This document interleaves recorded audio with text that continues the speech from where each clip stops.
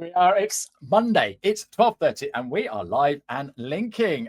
Going live to LinkedIn, and this is also a podcast. So if you're listening on the podcast, come to us live on a Monday morning, Monday lunchtime, and you can ask us any questions. Are you a business owner? Are you looking at your numbers and thinking, "Oh my goodness, I don't know what that means"? Are you speaking to your accountant and then don't want to ask those questions because you don't want to look like you haven't a clue? Well, don't worry, because today I've got Tom Griffiths with me, and he's going to explain what it all means and help us to understand our numbers. So it should be in the green room. Where are you? Come on in. Tom, how are you? Hi, Ashley. I'm very well, thank you. Thank you for having me. No, it's lovely to see you. I'm just for the ladies and gentlemen who do not know who you are. So tell us who you are, what you do, please, Tom. Yeah, so Tom Griffiths. I am a CFO for small businesses. So if you imagine small businesses doing less than, give or take, 20 million of revenue, they're at the point where they've got loads of money coming in and out, but they're not big enough to have their own full-time in-house CFO.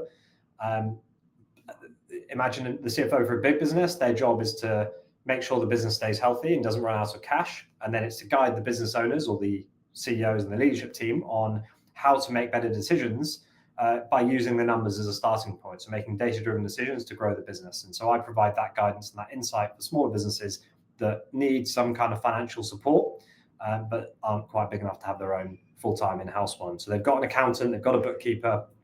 Those are backwards-looking functions, but there's a big gap between those backwards-looking functions and helping the business owner look forwards. Right. Okay. Perfect. I'm a little bit off my 20 million a year turnover, but I'm sure you can help me today. And I'm just going to give a shout out to Michal, because Michal is a bookkeeper. And so he works with small businesses like myself. So there's lots of small businesses like myself that will have Michal or somebody like Michal doing all the back office stuff while we can concentrate on doing live shows on LinkedIn. Is this really work? But this is the thing, right? So Michal's going to come in and just make sure I've done all my bookkeeping, but he's not got the time, or I'm not paying him enough to turn around and go, what do all these numbers mean? How do I do this? How do I do that? Have I worked it out correctly? That's it. Exactly that. Perfect. And so the thing is, right, CFO, Chief Financial Officer, they're not cheap, are they? So yeah, if you're a small business, there is no way that you can put aside that much money to pay somebody that. And this is where you come in, I guess. Exactly. So a full-time in-house one, no, firstly, you don't need it, but also if you did have one, the cost would probably be too high and it wouldn't be justified. But as I said, you do need some kind of financial forward-looking guidance and strategy support. So you can get one on a part-time basis. And for a smaller business, a few hours to a day, a month of kind of having a chat with someone to help guide you on the numbers, help you understand what everything means, see what's working, what's not working in the business. And then, as I mentioned before, using that information and that insight to make data-driven decisions to grow the business instead of just guessing, which is what a lot of business owners do. They see they've got X amount of money in the bank account and they think, right, that's mine to spend. And then 3 months later, their accountant tells them they actually owe that money to HMRC for last year's corporation tax, or they owe it for this quarter's VAT. And then by that point, they've spent it and then they can't make payroll, and it's a very nasty spiral to then try and get yourself out of. Yeah, no, absolutely perfect. So what's the sweet spot for your client type then, Tom? Because I'm guessing little guy in a shed not turning over much isn't really your target audience. Yeah, I think it would be a bit more than that. It would be where things start to get a little bit more complicated. So when you start having multiple employees that you've got to look after, when you start having to make hiring decisions for the business, marketing investments for the business, where you've generally just got a lot of money coming in and out, and you need some help on getting to grips with what's going on from a cash flow perspective. So typically my clients are doing somewhere between 5 and 15 mil. I do have some who are doing less than that. I do have some who are doing a bit more than that, but more so it's about the business and the business owner and where they're finding they have a big gap in their understanding and their support. Oh, perfect. And yeah, absolutely. And so, like you say, you could be coming in just a couple of times a month. You could be a few hours every week. There's just working out what the business needs. Yeah, exactly. That's it. Yeah, perfect. Okay, then, sir. What are the biggest problems that you're seeing people coming to you with? What is there a common theme? So the common theme is that, I guess the most common mistakes, if you like, Number one is not reviewing the numbers. Number two, Right. mixing up personal money with business money. And I don't mean using the same bank account. I mean, that's a problem too. But more generally, drawing down from the business as and when they feel like they need money to fund their personal life. And that money gets typically put on the director's loan account. But that's a loan. It means that the business owner needs to pay that money off. It's not their money, which then means they have to pay tax on that money. That's a pretty frequent problem. Another very frequent problem is confusing profit and cash. So profit and cash are two very different things. Very common question that I get asked is, the accountant said that we made 150, 200 grand or whatever the number is last year. That was our profit, but we only had 15 grand of cash in the bank account. So what's the point in that profit number? What does it mean and what's the difference? And the reason for the difference, there are a few reasons that the difference exists. Number one is the timing. By the time your accountant tells you made that 100K, typically it's going to be 3 to 6 months past the end of that tax year. So it's completely out of date anyway. But secondly, there are some things that drive cash that don't drive profit. Things that you need to spend money on or invest in to keep the business going, but don't show up in your profit and loss. And so very few business owners actually know the exact difference between those two numbers. I can go into them if that would be helpful, but I don't want to make it too dry and financy. No. I want to know these things because what are those things that don't drive the business, but look expensive or whatever. Yeah. Okay. So let's take an example. Let's say we made 100 grand in profit. The accountant came to us and said that we made 100 grand. Now, for simplicity, let's say that the dates are exactly the same. So we look at our bank account on the same day. The accountant tells us that we made 100K, and that day is the end of the tax year. Now, in our bank account, we only see 10K. Well, the difference between those two numbers, there are some variables that essentially drive cash but don't affect the profit. So number one, in that profit number, let's say we don't get paid by a client. One of our clients doesn't pay, or they haven't paid us yet. That's 50K. Okay, so our profit's 100, but now our cash flow for the same period is only 50K. Okay, then we have to reinvest in the business. We've got to buy a new vehicle for the business. Well, that's 20K. Okay, so our cash flow drops by another 20K. So now we're down at 30, and then the business needs to pay the owner because the owner needs to fund their life, and we need to pay the business owner a dividend of 20K. So now we're at 10K, and then we've got a debt. It could be a corporation tax bill from a prior period. It could be a VAT bill. It could be a loan that we're paying back, and that's 10K. So now we're at zero cash. I can't remember how much cash I said we had, but there you go. That should explain kind of the difference. Yeah. And so assuming we started at zero cash on the first day of the prior year, we made 100K in profit. That's an example of what drives the difference between cash flow and profit. Yeah, no, that makes a little bit more sense. Like you say, it's not simple, but it's all down to where we are at that specific point in time, not a few months down the line. And so this is why we need to be looking at our bookkeeping software on a regular basis. How often should we be looking at our bookkeeping software, Tom?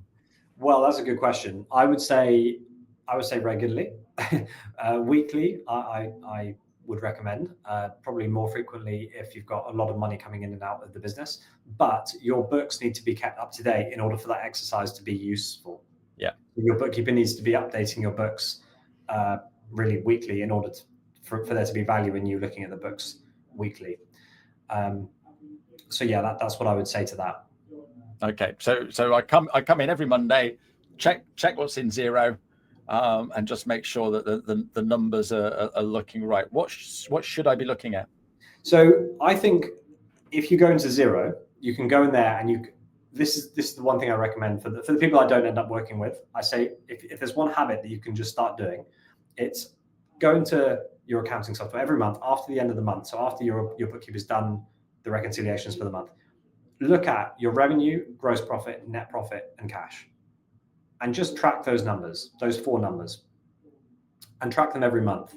Measure your gross profit and your net profit as a percentage of revenue, so you can see how they change as a percentage, so that they're relative. And then look at how they change month on month. And then look at what happens to your cash balance over the same period. I think if there's one habit you can just get into, it's tracking those numbers and looking at what's happening to them. Are they going up? Are they going down? And then try and think to yourself, why are those movements happening? If your revenue's gone up, just sense check it. Why has revenue gone up? Yep. Have we got a new client, or have our prices gone up for some clients, or what's driven that? Gross profit's gone down. Okay, why? Cash has just fallen off a cliff over the last month. Why has that happened? And just look through your bank statements. It doesn't need to be complicated. If you can't read financial statements from zero, don't worry, don't do that. Just look at your bank account and understand why the difference has been there. The other thing that I would recommend for all business owners of all sizes is to just put in place a simple 13-week cash flow forecast. There's a free version of a 13-week cash flow forecast on my LinkedIn profile. If you want to go and have a look at that, you can download it. Very simple. It's just a Google Sheets.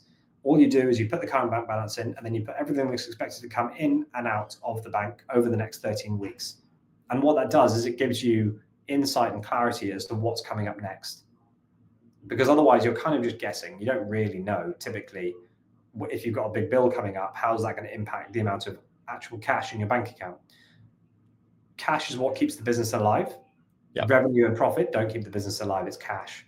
Rule number one of any business or business owner is just make sure you don't run out of cash, because you can keep a business going for a very long time as long as you don't run out of cash. Like if you look at what's happened in Silicon Valley, or what has been happening for a long time in Silicon Valley, you've got companies that are loss-making for a very long period of time. Amazon didn't make a profit till about, might be getting the year wrong, 2017, something like that. They were unprofitable for 20, 30 years. Wow. And it's the same with all of these extremely popular businesses now, like Uber and Apple as well. The point is that cash is what kept those businesses alive. If those businesses had run out of cash, it would have been game over. Can't possibly function without cash. You can't do anything. Yeah. And the same applied in COVID, where the UK government was giving out COVID loans. It was keeping businesses alive that would have otherwise gone bust. So the lesson is, rule number one, just don't run out of cash. And so let's put in a simple process that we can follow. And I do definitely recommend doing this weekly, 20 minutes on a Friday morning. Open up your cash flow forecast and just update it. What's the current bank balance? What have we got coming in and out over the next 13 weeks? Might take you half an hour, 40 minutes the first time, but after that, it's much quicker and easy to do. And it just means that you've got a bit of clarity as to what's coming up. And from that, with that clarity, you might be able to see you're about to run into a big problem in 3 weeks, 6 weeks, 9 weeks. And that's great that you now know that. And now you can plan around it. You can make better decisions because of it, instead of keeping it all stored up in your brain and not really knowing when the problem's going to happen or how bad the problem's going to be, and kind of just guessing.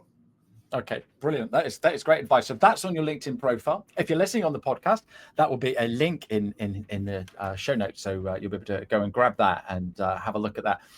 So I'm going to do this, and I'm going to be looking at it, and I'm going to be filling it in every Friday. And this is all hypothetical, right? I'm just being you're going to do it, aren't you? I can tell. Being the listener. Yeah, okay.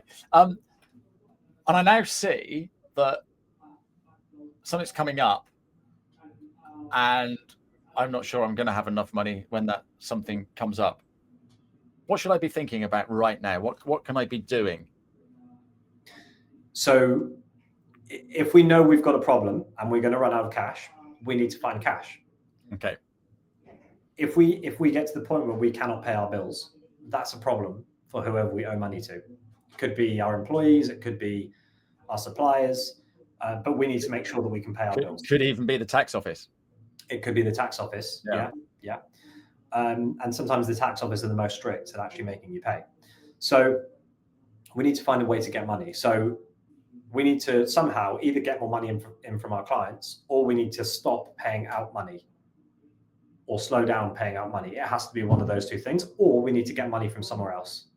It could be a loan, it could be the owner putting money in, or it could be somebody investing in the business. Those are the three. There are three places that any business can get money from if it needs it. One is the operations of the business. So that's revenue and expenses, i.e. getting more revenue, more money from clients, or reducing your expenses.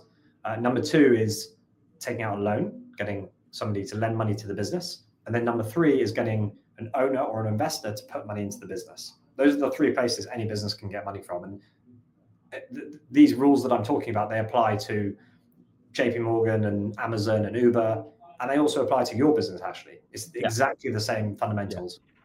Yeah. And so it's understanding that. Now, I live in a seaside town. And so you can imagine if I went in and looked at the books at a lot of the businesses in the seaside town, July, August, September, it's like crazy. And then as we come into November and that, you're getting up towards Christmas, but January and February, maybe even March, it's going to be pretty terrifying. So by having a cash flow forecast, we can also look at last year and start forward thinking the cash flow forward. And we might think, hang on a minute, why do we bother opening in February? Yeah, exactly. If you're planning ahead and you can have that insight, then you can make a decision based on the insight. And if you've got historical data too, you can see that, a couple of weeks during February, you were paying more to your staff, rates, electric and all of that than you were actually taking on the door. And so, why don't we just shut up shop? And I mean, I noticed that in the town during the winter months. Absolutely. Yeah, exactly. And you can also plan for it. If you know your business is seasonal, but you're not quite sure how seasonal, then if you can do a bit of analysis on, let's say, the prior years, then you can kind of get a good idea of when the most quiet months are, when it might make sense to close down, when things are going to be a bit tight, and what you might be able to do in those months where things are tight but just about worth staying open, that you can do to either increase your revenue by a little bit more or cut your costs. Yeah, I've just thought of another benefit of doing a cash flow forecast. In a year or so's time, I'm going to have a whole year's worth of records and stuff like that I can look at and go, hang on a minute, I should be taking a holiday here. So, and I can get those figures out of zero anyway, can't I? You can, yeah. You can just go in there, you can pull a profit and loss or a cash flow statement, and you can choose the dates that you want to view it over. You can break it down by month. So you could even view from the start of when your business opened or started using Xero or QuickBooks. Then you can break it down by month for that entire period, and then just have a look. You don't need to do anything fancy. Just get your pen out and just mark what's going on in each of those months, and have a look at it and try and understand it. Yeah, and I think that's the thing, isn't it? I am so busy talking to people live on shows and doing all kinds of other amazing things that I don't look at my books. And if I started looking at them and paying an interest in them, I'd get to understand them. And I think that's got to be the message for every small business owner in the UK, hasn't it? Yeah, I think financial statements, balance sheets, profit and loss, cash flow statements, and all the journal entries and all that stuff that goes into Xero and QuickBooks, they were all made by accountants, designed by accountants for other accountants to understand. They were not designed for a normal business owner to be able to understand. It's not a surprise that most business owners don't understand, because most business owners are experts at what they do. You're a marketer. Lots of business owners, let's say a construction company, typically was started by somebody who worked on the tools and worked their way into running a building company. A plumber was typically a plumbing business owner was typically a plumber before they became a plumbing business owner. A dentist is a dentist before they become a dental practice owner. So they have a field that they're experts in. And typically understanding revenue, profit, and cash flow are not one of the things that they learn at dental school or plumbing school or college. And so it's not a surprise that most small business owners get confused by the numbers and don't really have a process or a system to actually understand them. But it doesn't have to be that complicated. I think that just by having a few simple systems and processes that you follow, for example, every week just doing a 13-week cash flow forecast on a very simple Google Sheets document, checking the four most important numbers: revenue, gross profit, net profit, cash, once a month. If you do that, you will be ahead of most business owners, and it might hurt a little bit the first few times you do it, as you don't really know the numbers you're looking at. But over time, it really does get a lot easier. Yeah, no, absolutely perfect. And for anybody out there that's listening or watching right now, people like Richard Branson struggle with this as well, don't they? Yeah. There's the famous example that he gave, and I heard this on I think it was a podcast with Stephen Bartlett actually that I heard it, but he didn't know the difference between gross profit. I'm going to get the story wrong, but he didn't know the difference between gross profit and net profit, and his CFO had to explain to him the difference using the analogy of fishing, where you throw the net into the water, you take out the fish, and then what you take out is your gross profit, and then what you're left with is your net profit or something along those lines. But my point is that Richard Branson is an incredibly successful business owner, and he didn't understand his numbers, and he was still able to build a really successful business. But obviously he did that, enabled to build a successful business, or the successful businesses he has built, he has done so without running out of cash. Yeah, and this is the kiss. Yeah, there's profit is sanity or insanity. What's the vanity? And do you know that metric? Revenue is sanity. Revenue is vanity. Profit is sanity. Cash flow is king.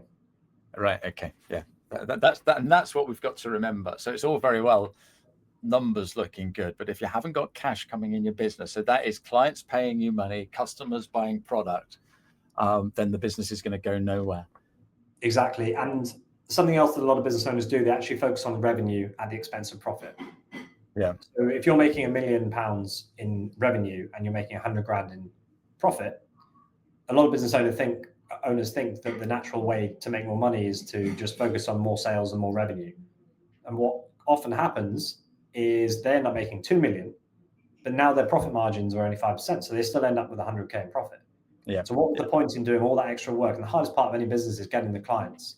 Yeah. So what is the point in doing all of that extra work to get the clients if you're just going to not charge them enough, or your costs are going to inflate too much, and you're going to end up with the same amount of money as you did before? So it's about understanding what is going to happen to your profits as you bring on those new clients.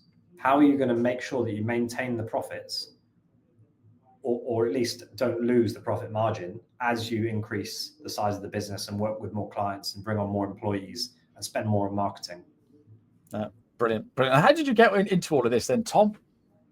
Good question. So yeah, my background was at JPMorgan. So I worked there for 7 years. I worked in the corporate investment bank for 3 years.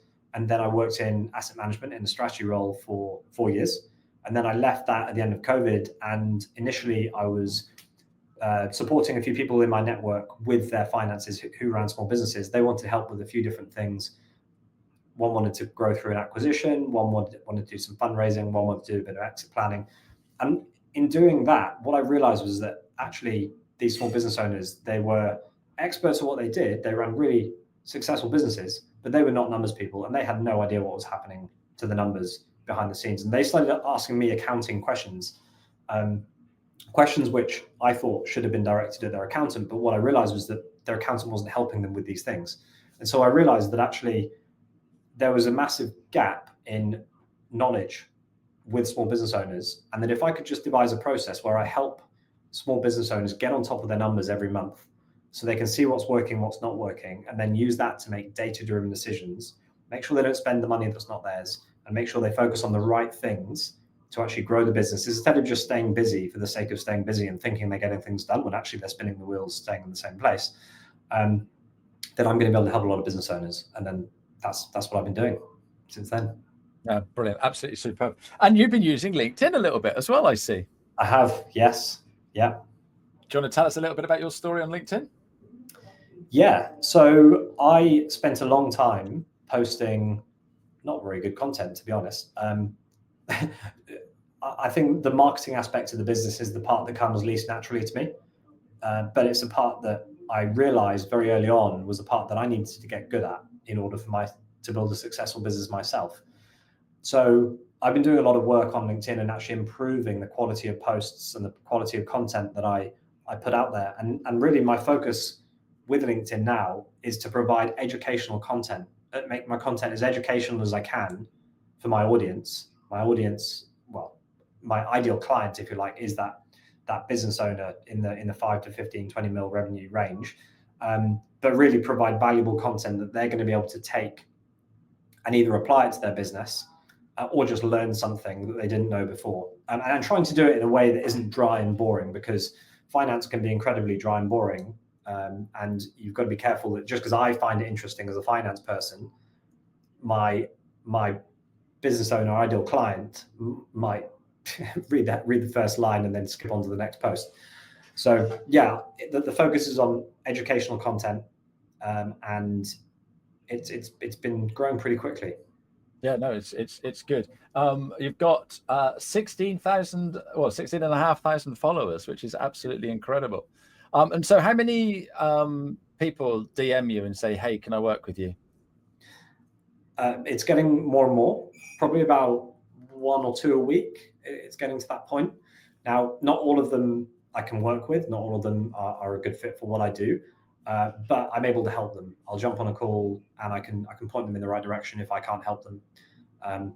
So yeah, but previously, probably 6 months ago, I didn't get any. I had maybe 9K followers and I didn't get any. But I think that was because the quality of the content that I was posting wasn't quite resonating with business owners. Yeah, okay. I also get a lot of inbound queries from other finance people who are either in the position I was in 5 years ago, where they were in a corporate job and kind of wanted to get out and do something a bit more entrepreneurial. So they're asking for support in how I navigated that process and maybe helping them. And then other people who are either already fractional CFOs or operating as financial controllers or something else in the finance support for small businesses area, and they want support in, help with getting more clients or what the service is that I offer. Yeah, no, you've got, and you're bringing up normal stories as well, which is great. I got a comment in from Chris. But is it coming up? Yes, there it is. Chris Hannah, Tom Griffiths, some great advice here, particularly on trying to grow top line to get more cash, when in fact it consumes more cash instead of levering other cash sources such as debtors and working better with existing customers. Ashley, love those guitars.